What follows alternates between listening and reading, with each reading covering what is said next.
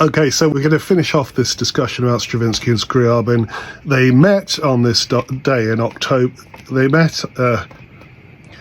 met in October 1913. Stravinsky travelled all the way to Lausanne, had spent several hours in Scriabin's presence. Scriabin had played him lots of piano music.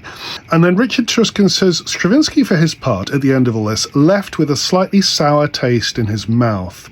Despite his pleasure in Scriabin's company and in the music he'd heard, he wrote to Dejanovsky, who was a friend of his, "It rather startled me that Scriabin knows nothing about my compositions and speaks of them from hearsay. He says he's amazed at all the Paris noise about Le Sacre, since someone told him that I, in fact, am just doing the same old thing." In other words, Scriabin's been told by one of his friends that Stravinsky's a kind of Kushkist. He's like an imitator of the mighty handful of the Russian Five. So there's this sort of idea that Stravinsky is just a sort of imitation Russian composer. That's the implication, I think.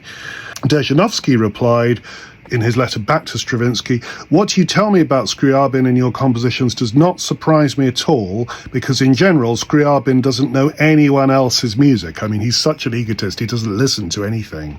Perhaps this is not due to any particular reluctance on his part as much as to the tenor of life that has developed at home under his wife's influence and outside the house, under the influence of flatterers and obsequious types."